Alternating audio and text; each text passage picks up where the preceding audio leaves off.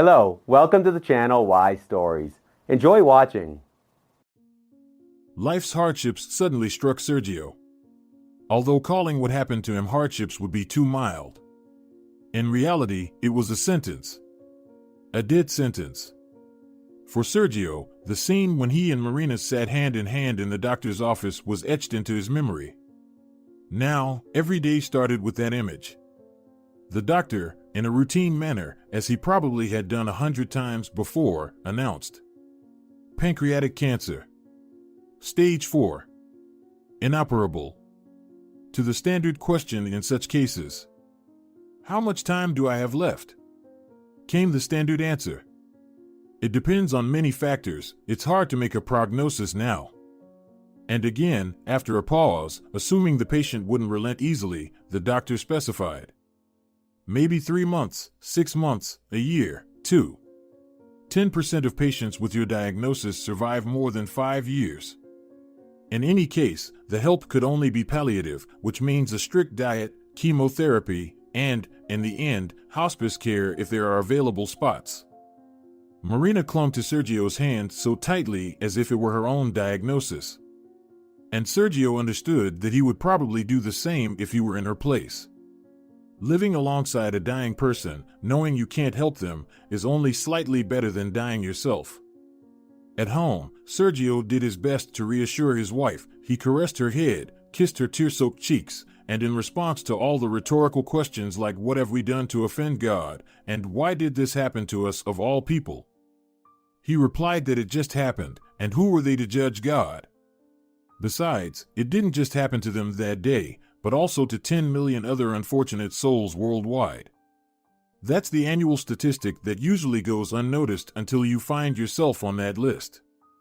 Then they bought a thin school notebook with lines. It was more convenient for drawing up tables, and for 2 evenings in a row, they calculated the budget needed for the expected course of treatment. Marina suggested continuing the table over 4 years, but Sergio still convinced her to stop at 8 months, thinking to himself that even this might be too much, he wouldn't last much longer. However, they had no financial cushion left after the latest crisis, and their salaries were being delayed. There were no signs of economic improvement in the near future. Sergio considered whether to sell the old house of his late grandfather, hidden in the depths of the woods, somewhere on the outskirts, close to the borders. But his intuition told him not to even bring it up with Marina. Firstly, she didn't even know that his grandfather had passed away 2 years ago. And secondly, the reason for her misfortune was that she never liked that grandfather from the moment Sergio introduced them at the wedding. Right in the middle of the celebration, the grandfather tapped her on the forehead and quietly said instead of advice, "You'll ruin my grandson. The black fire follows you." And Sergio wouldn't be able to sell this house. When he secretly went to bury his grandfather's body last year, without Marina's knowledge, the village appeared to him entirely different from what he had seen in his childhood. Almost all the houses were abandoned, the fences had slouched, and the barns, as if out of shame for their owners, had sunk into the ground. The village was dying. Even at the cemetery, only 3 people came: Sergio himself, Grandpa Gonza, who had spent his whole life as a tractor driver on the long-defunct bean farm, and some drunkard Sergio didn't recognize.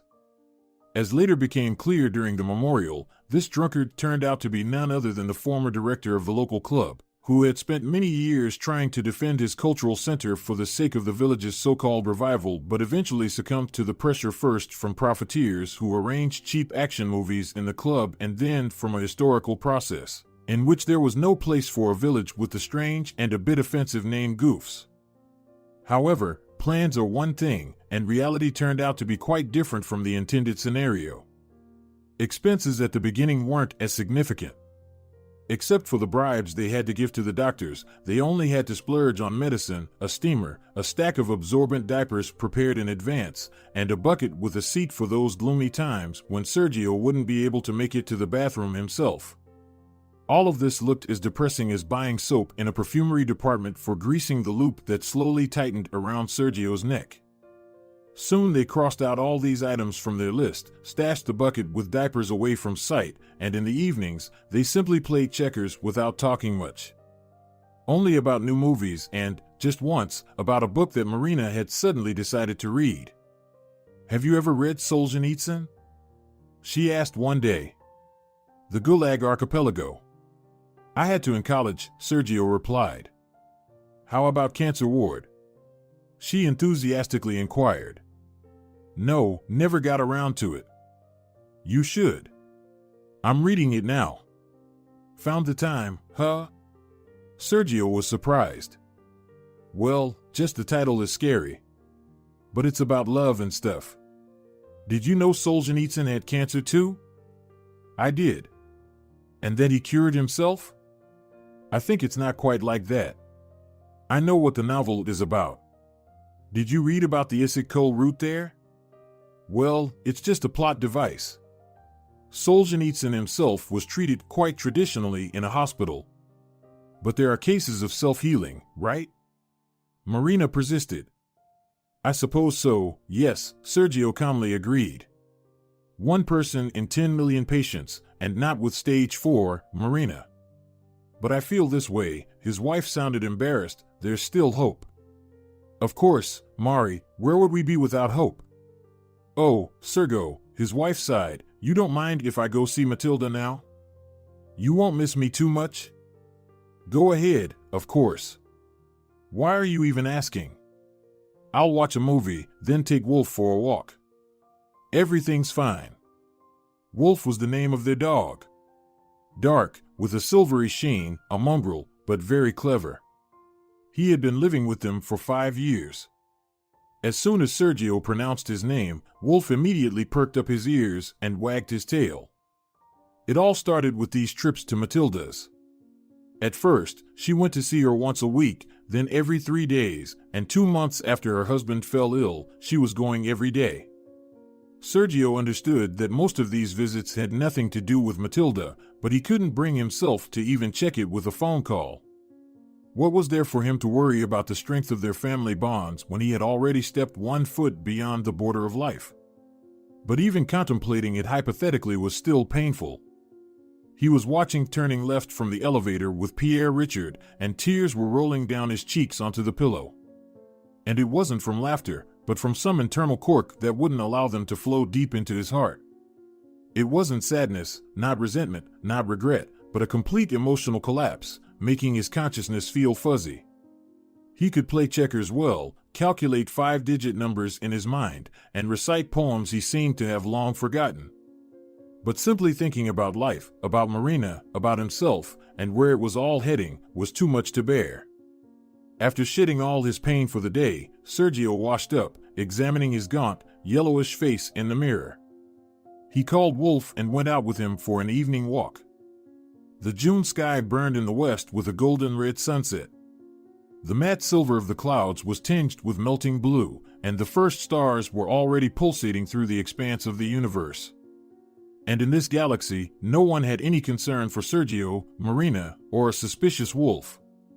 Everything was going its own way. 3 months later, they no longer played checkers or watched movies together.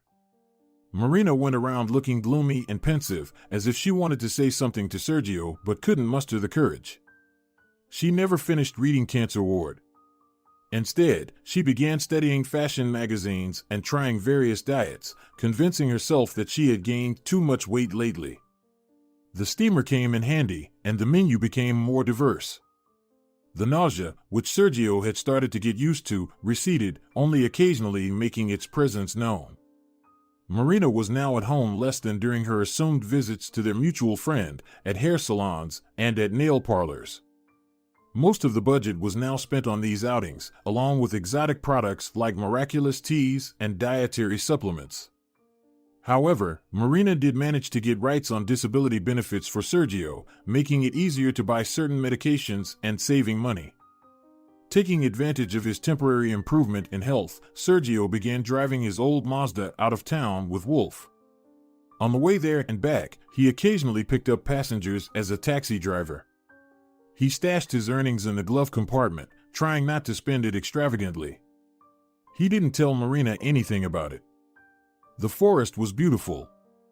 Birds were singing, fat hedgehogs were crawling out of the grass onto the sun-warmed paths. It's a shame I probably won't live until September, Sergio thought. Then I could go mushroom picking. Wolf liked the forest even more than Sergio did. For some reason, they hadn't taken him into the wilderness before. They left him in the apartment when they managed to go on a quiet hunt in the fall. Everything here seemed strange and extraordinary to the dog. He inhaled new scents deeply, listened to every rustle and each nightingale's trill, and even seemed to smile, squinting at Sergio and nodding his head to the side, as if saying, "Look, buddy, do you see this?" Incomprehensible to the mind. "And do you hear it? Over there, behind that spruce." And Sergio seemed to understand him and shared in his joy of discovery. Perhaps in recent times, he and Wolf had grown even closer than he had with his wife. Sergio forgot about his illness, walked confidently, looked sharply, and no longer felt the pain that had seemed to never release his back in the morning. And only at home did the pain return. It didn't go away until midnight when Sergio gave in and took a painkiller capsule. Somehow, it had come to pass that Marina and Sergio were now sleeping in separate rooms. What exactly had caused it, Sergio couldn't determine precisely. It just happened. At first, Marina stayed up late reading and supposedly didn't want to disturb him. Then she chatted on the phone with someone in the kitchen for a long time, tightly closing all the doors so that the noise of her voice wouldn't interfere with his sleep. Sergio heard only the monotonous boo-boo-boo, and he thought it would be better if Marina spoke directly to him in person. It didn't irritate him, no, it brought him into a state of melancholy, nuances of which he couldn't quite articulate. One evening, when an annoying light rain began to fall and their forest walk with Wolf had to be ended, Sergio finally decided to call Matilda. He knew her well. They all, Sergio, Marina, Matilda, and her ex-husband Antonio, used to hang out in the same circle. But much had changed since then, and their communication had dwindled to almost nothing. "Yes, I'm listening." Matilda picked up the phone. "Tilda, hi, it's Sergio, if you still remember me." "Sergio!" Matilda joyfully exclaimed. "Haven't seen you in ages." Hi. How are you there?" She paused and then continued. "Well," Sergio grinned, "let's dispense with the pleasantries. I think you understand everything yourself. I'm calling with a question. I've been meaning to call for a while." "Yeah. Is Marina with you now?" "No, Sergio, she was, but..." "Listen, I was so afraid you'd call to ask this, but you never did, and I somehow relaxed, and now I can't figure it out. In short, she's not here." "I see," Sergio said. "That's about what I expected. So, don't worry, everything's fine." Poor Sergio, Matilda's voice was trembling. It was clear that Matilda was crying. "No need, Tilda, what are you doing? You know, there are so many poor souls in the world. There aren't enough tears for all of them. I'm telling you, everything's fine." "I don't understand," Matilda said, choking back tears. "How can she behave like this now? But please, Sergio, don't say that I didn't keep my word. I promised her I wouldn't speak, but I can't help it, Sergio. Marina hasn't visited me in half a month. She's with that doctor, you see." "With the doctor?" "Yes. He helped her put together the benefits for you. She cried, was very upset, afraid that you would hang yourself or do something to yourself. And that doctor happened to come along, washed her brain, and here we are. She even found a place for you in hospice. You know how hard it is to get in there now, right? My brother died of cancer too. I know from the inside what it's like to go through all of this. That's why I can't keep silent, as if I'm committing a crime. I'm sorry, Sergio. But maybe I shouldn't have said it. I'm a fool, you know, weak-willed." And Tilda burst into full-fledged tears, making it clear that there would be no further conversation between them. Sergio waited for another minute and pressed the end button with his finger. Sergio watched Marina suffering as if it wasn't him but she who was incurably ill. Once she hadn't gone anywhere, talking loudly on the phone beforehand. Well, not with someone, but most likely with her doctor. She circled around Sergio while finally suggesting going to the forest for a walk together. Sergio understood that she was motivated by genuine concern, though it seemed more like a gesture of desperation. He too was inspired, ignited by some noble impulse, and gladly agreed. In the forest, they remained silent the whole way, smiling absent-mindedly, picking wild strawberries along the riverbank. Wolf didn't leave their side for a moment, understanding that behind this silence lay the beginning of some trouble, some turning point in his life too. About 10 times, Sergio opened his mouth to start a conversation with Marina about the doctor. Not to reproach her, but to explain how much he understood all of this and to convince her not to feel guilty. They could part as good friends right now and wish each other well. Yes, from the outside, it might have looked like sacrilege, but they lived inside their own crumpled world, and everything should have been clear to them. What did it matter what those on the outside would say? It was still unknown how they themselves would act if they were in their shoes. Sergio wanted to assure his wife that he wouldn't hang himself or drown in a pond. Why did everyone assume such things were possible? In critical situations, a certain reptilian brain kicks in, passed down to humans from distant ancestors who sought refuge from monsters in caves. It activates and sets the task of surviving at all costs. So, she shouldn't worry about that. He wanted to say all of this to her, but he couldn't. Perhaps she was planning to tell him something similar from her side. But in the evening, when they returned from the forest, broken and empty-handed, neither of them thought about words anymore. It was probably their last attempt to dot all the I's. But the words couldn't be found, just like those very I's couldn't be found in the language. Both Sergio and Marina seemed to have finally emptied themselves and understood something of their own. In their understanding, there was only this emptiness and the impossibility of changing anything. Marina talked on the phone in the kitchen until morning, breaking her monologues with her crying. Wolf climbed into bed with Sergio and, licking his unshaven cheek, tried to comfort him. In the morning, Sergio found a note on the kitchen, "Gone on business. We'll be back late in the evening. Sorry, couldn't prepare breakfast." Sergio turned the note over, took a pencil, and wrote as well, "Marina, don't want to write a long letter, just know that I'm doing fine, and you shouldn't expect me back anytime soon. Don't worry and don't look for me. It's necessary." Then he leashed Wolf, went to the garage, started the car, and drove out of town to the village, to his late grandfather's house. Before leaving the city, he filled up the tank, bought groceries, and a bag of dog food. With each kilometer that brought him closer to his destination, his mood improved. Such a simple solution. Why hadn't it occurred to him for so long? Wolf attentively stared at the road, as if he wanted to memorize it well. "What, buddy, steadying our path?" said Sergio with a smile. "That's right, remember it. If something happens to me, you'll find your way back home by yourself. You're a smart one, aren't you, Wolf?" The dog stuck out its tongue, wagged its tail, and barked. Either it scolded Sergio for such a reckless thought, or it conveyed that it could indeed find its way back. 5 hours later, meandering through almost overgrown forest roads, the fugitives reached their destination. But Sergio felt like they had been driving twice longer. In 2 years, the village had changed even more.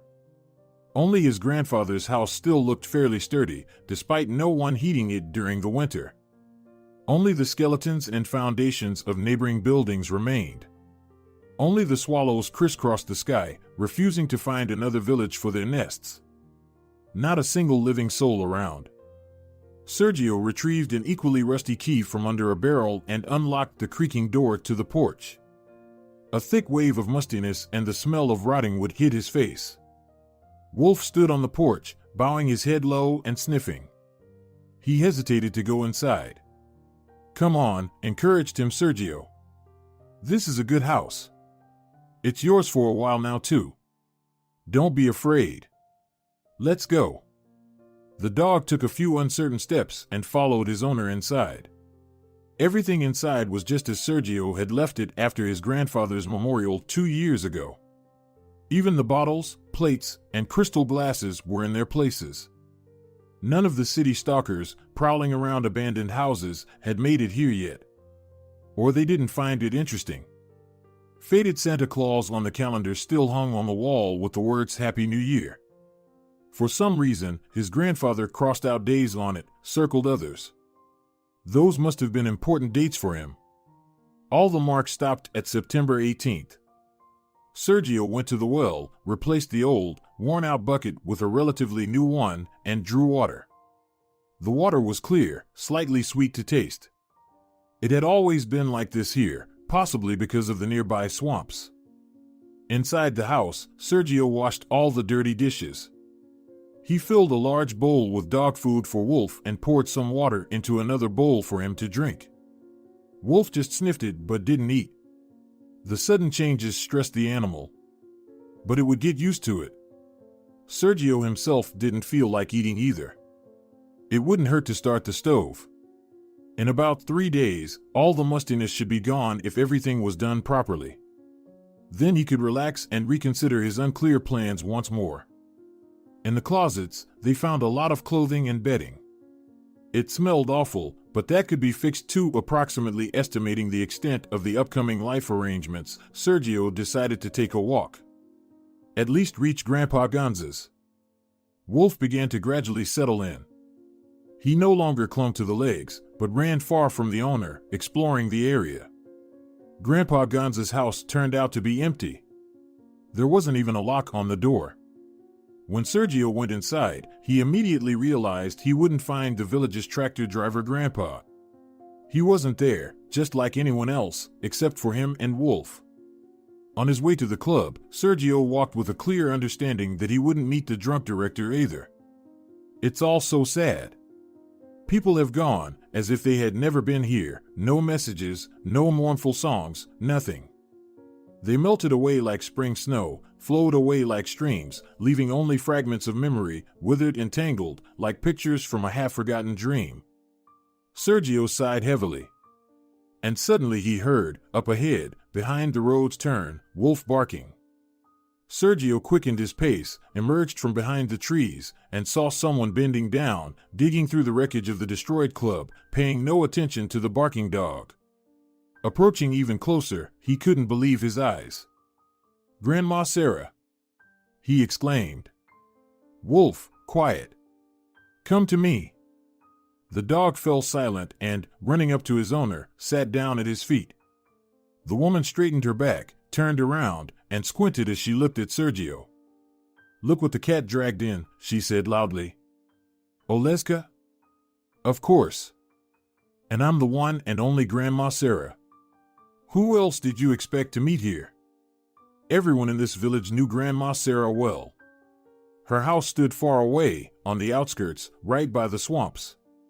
When Sergio was a boy, he and his friends used to sneak to her hut in the evenings, hiding in the bushes and trying to stay upwind, just to catch a glimpse of some witchcraft, which, as the adults warned them, Grandma Sarah would perform right before sunset. They imagined that she would brew some animal or even a stolen baby from a neighboring village in a huge cauldron. Or maybe she would summon the spirits of the deceased from the nearest cemetery, and they would all have a feast under the night sky. Even a talking crow or an owl perched on her shoulder would be interesting. That would be spooky too. But every time, only Pirate the fierce, shaggy dog appeared, and they scattered in all directions, forgetting everything in the world. Sometimes at night, Grandma Sarah would wander through the village for no apparent reason. Even the heavily drunk men, returning home to their wives after midnight, sobered up if they encountered her on the way. Everyone feared Grandma Sarah, everyone considered her a witch, but at the same time, if someone fell ill, they would immediately run to her by the swamps for herbs, spells, and predictions of the nearest future. So, although they feared Grandma Sarah, they respected her. Sergio's grandfather, in particular, often visited the swamp and sometimes returned from there in the early morning. At the same time, he was not at risk of any illness, and he didn't need any spells. There were some relations between him and this woman that only they understood, and no one wanted to delve into the details. It was with her light touch that Sergio's grandfather had made his opinion clear at Marina's wedding when he tapped her forehead with his finger. And it turned out that he was partly right, although, of course, all of it was just a coincidence and superstitious nonsense. Sergio approached the old woman and gently hugged her. "How glad I am to see you," he sincerely said. "It seems like me and Wolf are the only inhabitants around here. You've got a good dog." Grandma Sarah looked at the dog. "Smart." Wolf wagged his tail again, acknowledging the unfamiliar person. "And what about Grandpa Gonza?" Sergio hesitated, not sure how to phrase his question. "No, Gonzalo has been gone for a year now. So now I'm the only one left here. And Perez, the former club director, just disappeared. It's been 3 months since anyone heard or saw him. Why didn't you come to my grandfather's funeral? You were friends with him, as far as I remember. You didn't invite me." "Well, I thought that." "And nobody said anything?" "Oh, I'm joking, Grandma Sarah laughed. "Of course, I understand what you thought. But have I not seen at that cemetery? I bid farewell to your grandfather my own way, everything in order. Without all these empty conversations about how good he was and how we'll miss him now. I saw your trio at the cemetery, but I didn't want to impose. How are you managing everything here on your own now?" "What do I have to manage here? It's just me and my little hut. It's been standing there for 5 years without asking for anything. Pirate has long since given his soul to God. He lived as long as dogs don't. And do I need much now, in my old age?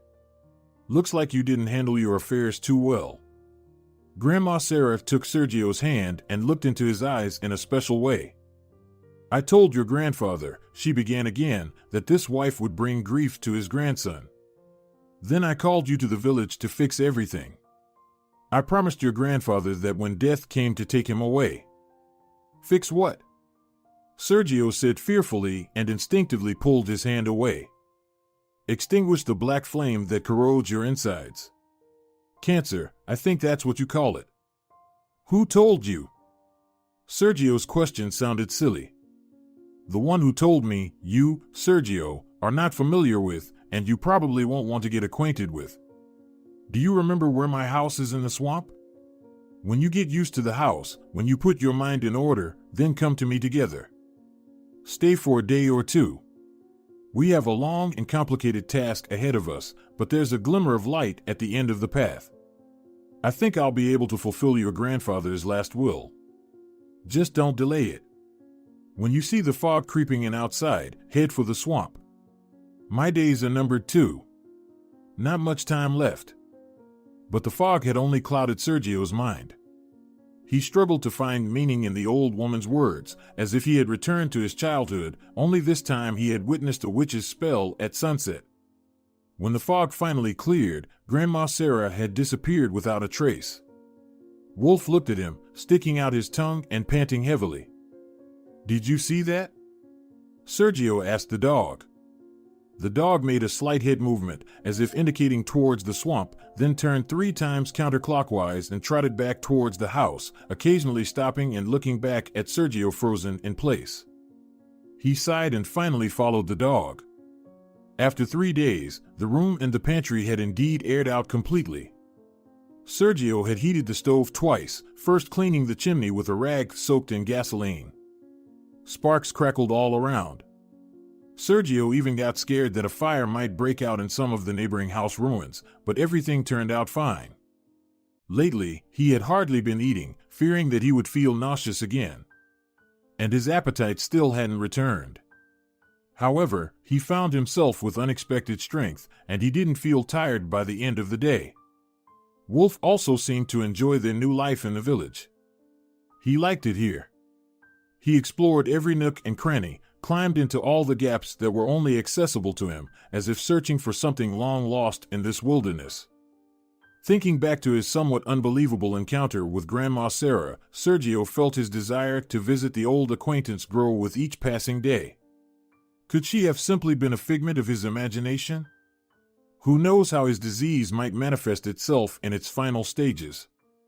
Pain at night, although not as intense as in the city, still reminded him of the cowardly temptation to go back, returning everything to its familiar course, the mouth of which was already distinctly outlined on the horizon. But as soon as he lay down after taking his painkiller dose, Sergio started berating himself for his lack of courage and persuading himself that moving to the village was the only right decision. On the fourth morning, the fog that had spread under his window finally strengthened his determination to visit the old acquaintance. He whistled for Wolf, stepped outside, and headed towards the forest. He remembered the way well, but orienting himself in the fog was challenging, and he often stopped to recalibrate his internal compass. Ahead, invisible to the eye, Wolf barked, as if guiding him in the right direction. But the dog had never been inside Grandma Sarah's house before. How could he know where to go in this impenetrable fog? Perhaps, while wandering without his owner, he had managed to scout out the path. About 40 minutes later, Sergio and the dog reached their intended destination. Grandma Sarah's house had darkened with age. The paint had peeled off, the window frames were crooked, and the foundation was almost hidden from view, with only the lower ring adorned with old iron remaining visible. Sergio knocked on the cracked glass of the farthest window from the porch. Wolf barked loudly. A woman's head briefly appeared in the window, and a minute later, Grandma Sarah appeared on the doorstep, without a scarf, with her snow-white hair disheveled. "Come in," she said, and disappeared back inside. The scents in this house were completely different. For Wolf's inquisitive spirit, this was probably a real feast. For Sergio himself, it was the realization of a long-forgotten childhood dream of uncovering the mystery of this strange woman who had once frightened the entire village. The air was filled with the smell of herbs, which were hung and spread everywhere, in the barn, in the room above the stove with a cot, on the windowsills, and on old newspapers by the walls on the floor. In the red corner, there was a peculiar icon with a saint whose head was that of a dog, instead of the usual human one. This especially caught Sergio's attention. Not that it scared him, but it did make him somewhat uneasy. Grandma Sarah, who had by this time tied a scarf around her head, noticed Sergio's discomfort and explained. "This is St. Christopher, the guide to the land of the dead. Once, he helped Christ pass through the gates of hell so that he could free the eternal martyrs and give them a chance at salvation. Have you never seen him?" "No. The current church doesn't favor him. And it's a mistake. Although now he looks different, more human."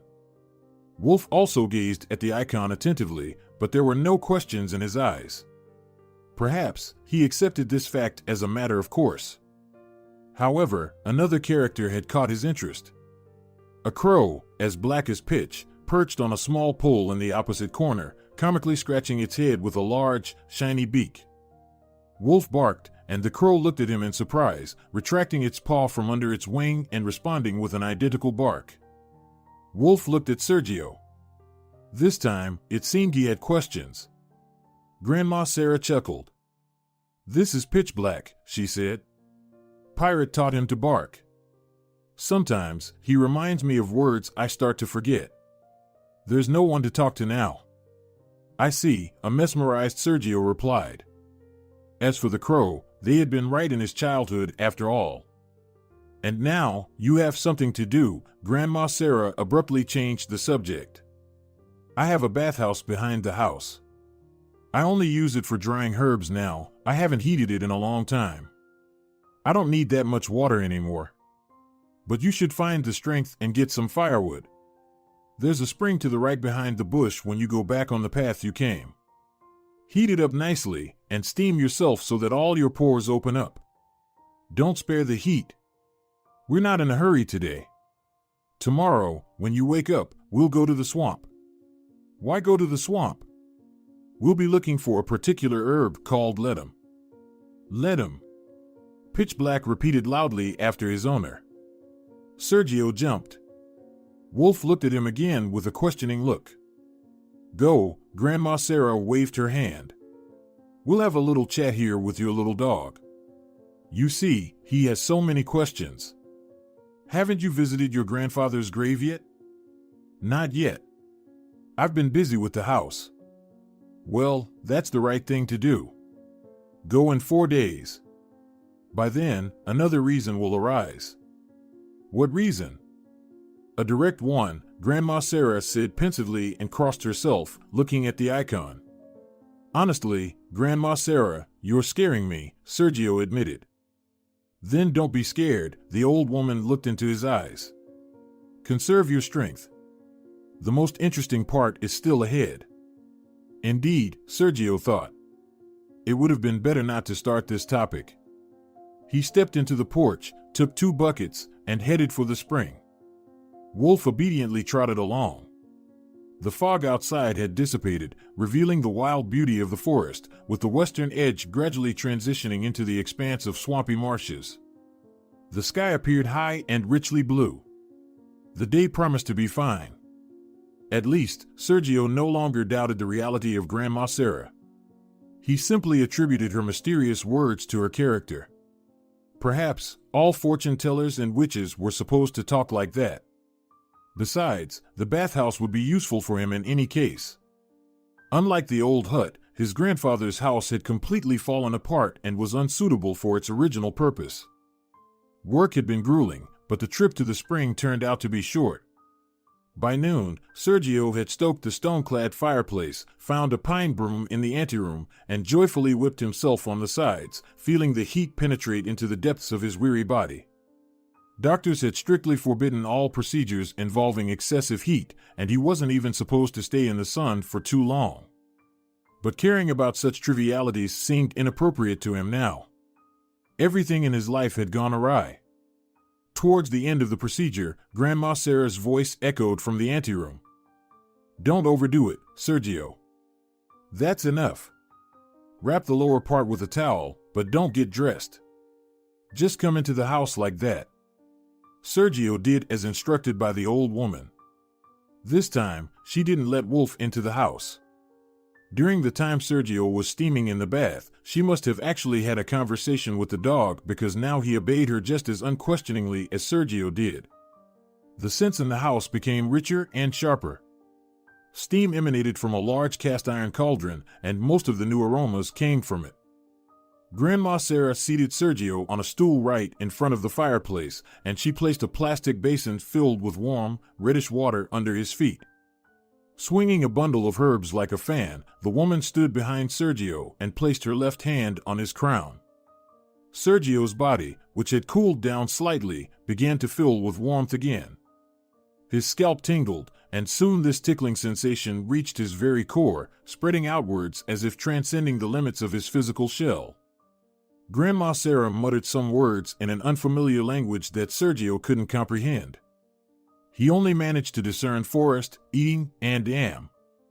Then his mind began to buzz and blur, like a radio receiver losing its signal.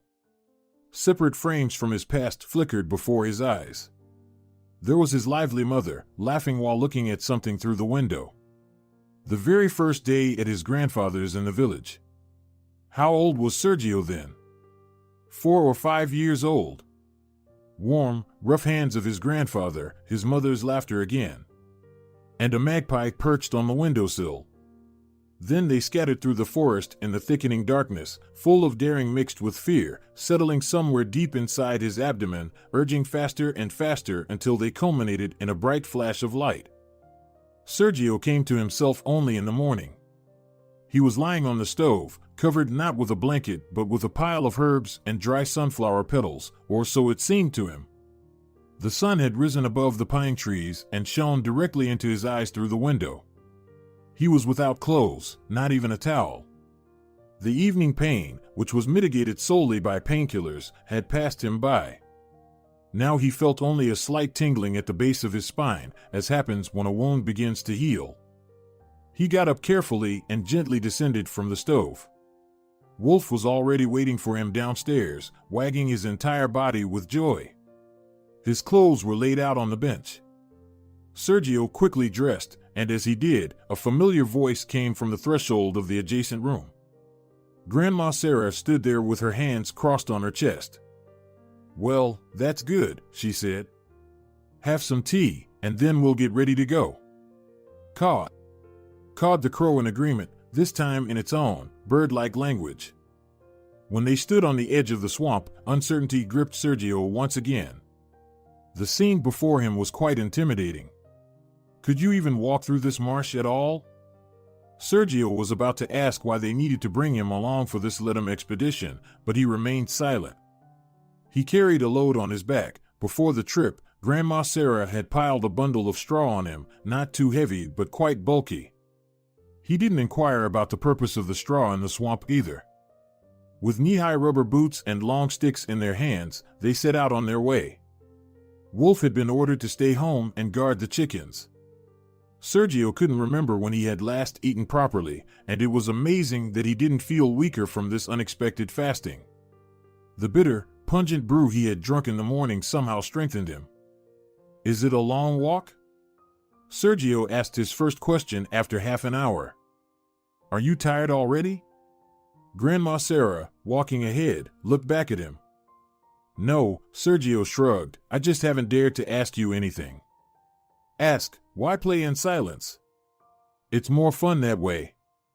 I wanted to know how it happened that you and my grandfather became such good friends. It's a complicated story, Grandma Sarah said, a tangled one. Didn't your grandfather tell you anything about his past? No. He became quieter and seemed lost in his thoughts more and more over time. I see, it seems you also have a penchant for silence. You have someone to share it with, Grandma Sarah remarked. I wasn't particularly inquisitive in conversations with my grandfather. He loved me, I loved him, and that was enough for us.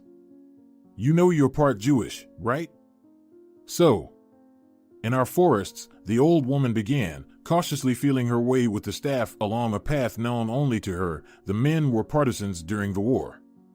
They didn't want to surrender with their Jewish community. It was better for them to die with weapons in their hands than to be captured because of their origin. My mother was still alive then, and I was just a girl, barely 16. Your grandfather, Isaac, was 4 years older than me.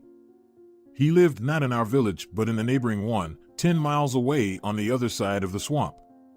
Now, there's no trace left of that village. When the soldiers came there, Isaac went into the woods to join the partisans. The messengers had stopped coming for some reason. Maybe the forest spirits led him astray, or maybe he just lost his way, wandering through the woods and swamps for 2 weeks until he was completely exhausted. It was the year 1943, and autumn had already begun. The German troops were retreating in full force at that time, but then some units got stuck, worn out, hungry, and angry. They wanted to get home too. Whether they had a special mission or their commanders abandoned them, who knows now? They were ruthless. They reached our area, searching for partisans, looking for Jews, and taking away the last bit of bread. They stormed into our house where my mother and I lived. They grabbed me. Lead us, they said. Juden, where's your partisan group hiding? And why they thought I would lead them is a mystery. I was just a young girl, how could I possibly know? I hardly knew the swamps then. My mother only took me to the outskirts, and to that particular place only once. But she looked at me and seemed to give her consent. Lead them, as if I knew where. So, I led them secretly through the marshes to that special place. They were suspicious all the way. Apparently, they knew about that very Russian Susannan well. They kept an eye on me the whole time. I kept hearing, Schneller, schneller, kaputt. I was trembling all over, but I did my job. By nightfall, we reached the right spot. We gathered some brushwood along the way and lit a fire, which smoked more than it burned. They were afraid the partisans would notice and attack at night. Well, in general, you'll soon understand that you shouldn't joke about smoke in that place. The Germans were weakened. The let 'em knows what to do. And I had become used to it by then. I took the stick and went back to my mother. I stumbled upon Isaac in the early morning.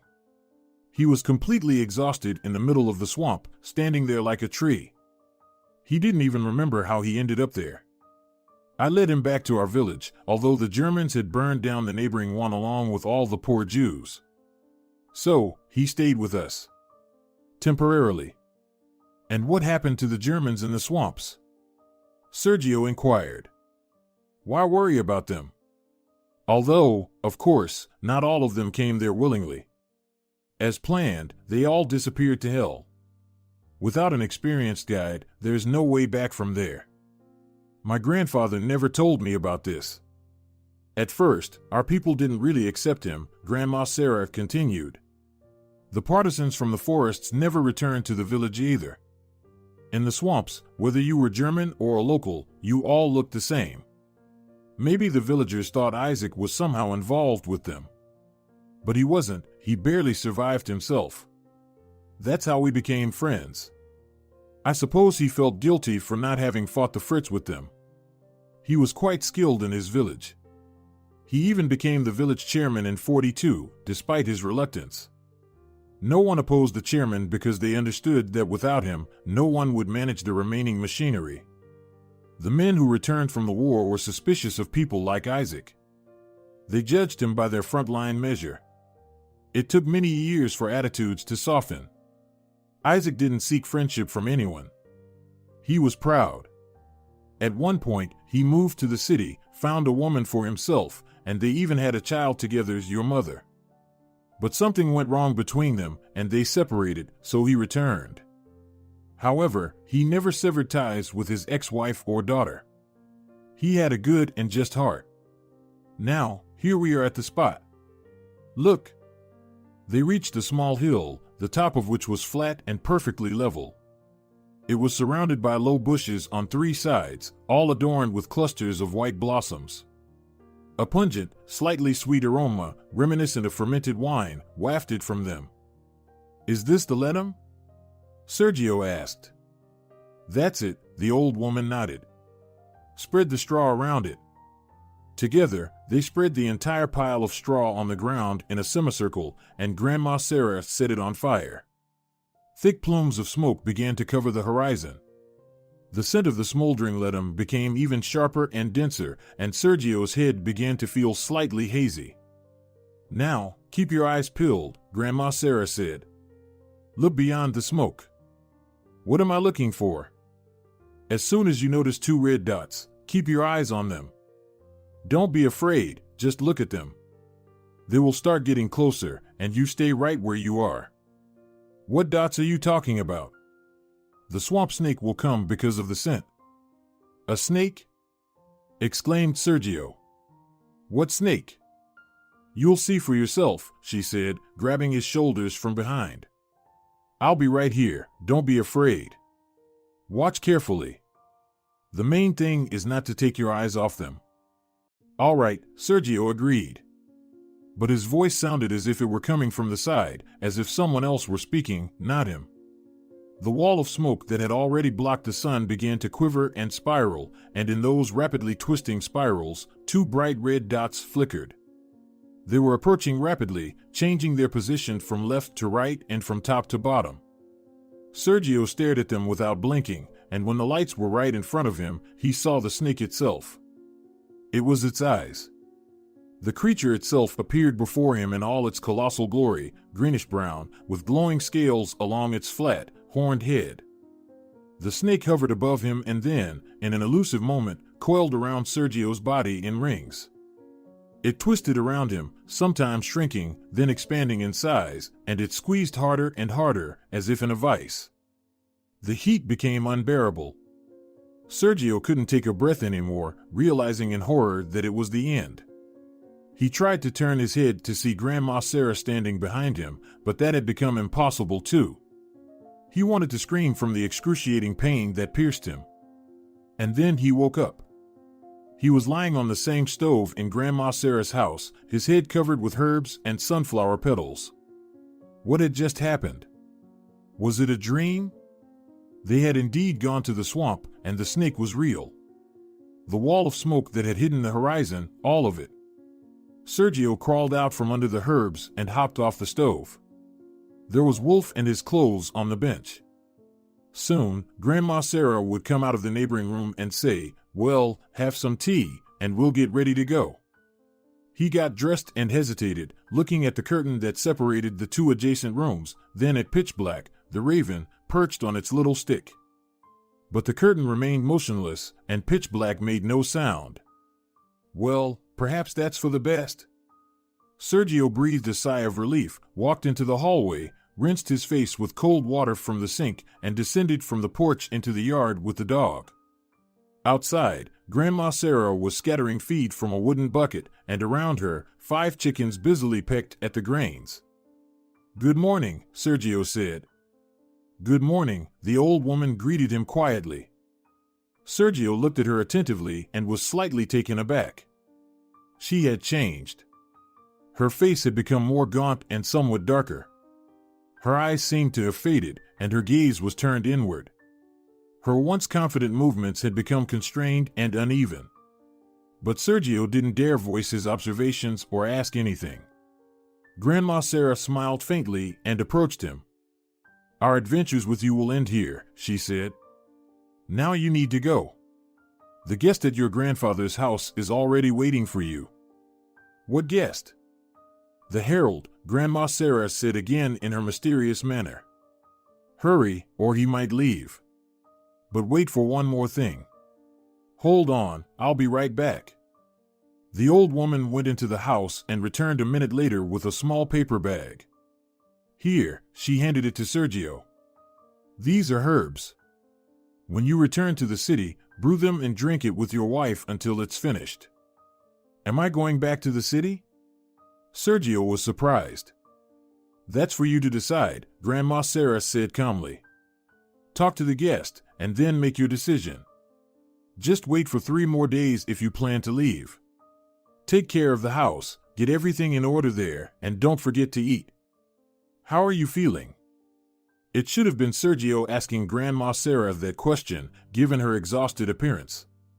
Sergio lowered his gaze in embarrassment and replied, "I'm feeling fine." He listened to his inner self and indeed found no weakness, no remnants of pain, no nausea. "What about my illness?" he asked as if to himself. Grandma Sarah set the wooden bucket aside, took off her headscarf, and sat down on the porch step. "Whatever I tell you now," she replied, "you won't believe. After all, you initially mistook me for a ghost," she smiled wearily. "When you go for your checkup, you'll see for yourself. And here's the thing. For these 3 days, please don't bother me. You'll come to say goodbye when Pitch Black brings you the message." "The raven?" "He's my messenger now. Wait for him, then make your final decision. Everything now depends on you." "All right, Grandma Sarah, thank you for everything. I'll do as you say." "Do it, son, don't forget. And now, go with God. Take care of the dog, he's a good one, understanding." Deep in thought, they, along with Wolf, made their way back home. Wolf, too, seemed lost in his own doggy thoughts. He hardly looked into Sergio's face, as he usually did, and occasionally shook his head, as if lamenting some errors known only to him. Near the remaining bench by the house, they were indeed greeted by a guest. It was Matilda. "What a surprise!" Sergio exclaimed. "What brings you here?" Matilda spread her hands. "I'm looking for you. I didn't expect this. How did you find this house?" "There's only one inhabited house here. Marina told me. She even drew a map of how to get to the village. True, I got a bit lost in the forest, but I made it. I wrote not to look for me and not to worry. Did something happen?" "Sergio," Matilda lowered her head, "Marina is completely distraught. She's been tormented. And I blurted out something I shouldn't have to, now I feel guilty." "What's bothering her?" Sergio couldn't help but ask. "I gave her freedom. Let the doctor take care of her. And you've brought trouble upon yourself for no reason." "But there's no doctor anymore, Sergio." Matilda was almost in tears. "Marina had a breakdown due to nervous tension. She didn't even realize what she was doing. And now she's completely lost. Don't think I'm justifying her. It's not my place to judge. I'm just worried about her, Sergio. I'm afraid of what she might do to herself. Please come back and talk to her, somehow calm her down, explain to her the reason behind your escape. Running away like this isn't right. Sergio silently sat down on the bench next to Matilda and embraced her shoulder. What else was there to clarify? Everything had become clear. Do you want me to drive you to the highway? Sergio finally asked after a few minutes. Did you come here by bus, or did someone give you a ride? Who would give me a ride? I came by bus. So, what should I tell Marina? Should she wait for you to return, or what? I'll be back in 3 days. 3 days? Are you sure? Absolutely. Why not today? There's one thing left. I need to wait for someone, and then I can go. You've become different, Sergio. You just haven't seen me in a long time. No, your voice is different, and your words are different. Sorry for the silly question, but are you okay? I couldn't be better, Sergio said, and thought that this is how it is now. He hadn't felt this good and peaceful in the past year. He smiled. It all feels surreal, Matilda said cautiously. It's like I'm dreaming all of this. And this village is so strange. I haven't met anyone except you. And you seem unusual too. But it's peaceful here, as if there's no other world. I feel at home here, Sergio said quietly. But it's also a bit eerie, the girl shrugged. I can't imagine being here alone for a whole week. I'd go crazy. Wolves howl at night here, you know. I'm not alone, I have Wolf. And they've never seen any wolves here. Although who knows now? The dog barked. Matilda laughed, wiping away the last tears from her face. Exactly, she said, and that's even stranger. Sergio also burst into laughter. Their unrestrained, slightly desperate laughter continued for a long time, mixing with the joyful barking of Wolf and the whistling of swallows swiftly flying low over the ground. 3 days later, as Grandma Sarah had promised, Pitch Black arrived. He arrived early, at 3:30 in the morning, so Sergio initially thought it was Matilda returning or perhaps Marina herself had come. He wasn't prepared to meet his wife yet. Sergio hastily got dressed and went outside. Overnight, the sky had become overcast with low clouds, making the surroundings gloomy and devoid of color. Sergio's heart felt heavy. Christopher! The raven croaked. Christopher! And he darted back towards the forest. Wolf looked at Sergio expectantly. The closer they got to Grandma Sarah's house, the clearer her words, which Sergio hadn't understood before, became to him. Her words about the last promise she made to his late grandfather and the warning not to go to the cemetery for now, along with her own visibly ailing appearance 3 days ago. 3 days. Even in this number, the true meaning of her words shone through. So, what Sergio saw when he entered the hut didn't frighten him. Grandma Sarah lay in her bed, her face expressing serene joy. She even seemed to have rejuvenated, appearing as Sergio remembered her from his childhood. Her eyes were closed, her hands were peacefully folded on her chest. Wolf circled in place again and silently ran out of the house through the open door. The lamp, which had always burned in front of the icon of St. Christopher, had extinguished. A tiny wisp of black smoke from its last flicker hung in the air, curling into intricate patterns. It thundered outside, and rare, heavy raindrops rustled through the leaves and needles. The window swung open from the gust of wind, and the smell of wet earth, as it can only be in the first minutes after rainfall, rushed into the room. Sergio closed the window and locked it with a latch. When the sky had finished crying, and the high blue sky started to shimmer with golden sunlight, Sergio ran to his house to get the car. He placed a shovel he had found in the pantry into the trunk and returned, squeezing through the broken trees along the path to the swamp. He gently placed the almost weightless Grandma Sarah on the rear seat of the car and, along with the silent Wolf, headed to the cemetery. He quickly found his grandfather's grave. Nothing much had changed in the cemetery over the past 2 years, except for the overgrown weeds, claiming their territory. In an hour, Sergio had dug a hole of the right size right next to his grandfather's grave. Throughout this time, Pitch Black had watched him from the wooden cross. When the work was finished, and the last handful of soil had been thrown onto the newly formed mound, a crow cawed and flew into the forest, in the opposite direction from Babu Duzia's hut. Now it was free and could fly wherever it pleased. Tears welled up in Sergio's eyes, but they weren't tears of sorrow or pain. Instead, they seemed like quiet joy that everything had worked out just as it should. This is what Grandma Sarah had wanted, and she knew it long before the guest arrived in the village.